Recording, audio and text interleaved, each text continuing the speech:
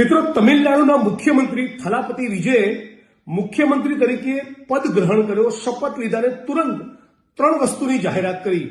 એક, 200 યુનિટ સુધીની વીજળી ફ્રી. તો આવી જાહેરાત ગુજરાતની સરકાર ગુજરાતની જનતા માટે કેમ ના કરી શકે? સવાલ નંબર 2, મુખ્યમંત્રી તમિલનાડુ થલાપતિ વિજયે બીજી પણ જાહેરાત કરી કે સ્પેશિયલ ટાસ્ક ફોર્સની રચના કરવામાં આવશે ડ્રગ્સના દૂષણને ખતમ કરવા. આપણા ગુજરાતના દરિયાકાંઠે 72,000 કરોડનું ડ્રગ્સ પકડાયું, અદાણીના પોર્ટ પરથી ડ્રગ્સ પકડાયું, ટોટલ 1.5 લાખ કરોડની આસપાસનું ડ્રગ્સ પકડાયું. છતાં આ ડ્રગ્સનો ઓર્ડર કોણ કરે છે, આનો મુખ્ય સૂત્રધાર અને માફિયા કોણ છે, આની જાણકારી મેળવવા માટે રાજ્યની સરકાર ગુજરાતમાં શું ટાસ્ક ફોર્સની રચના ન કરી શકે?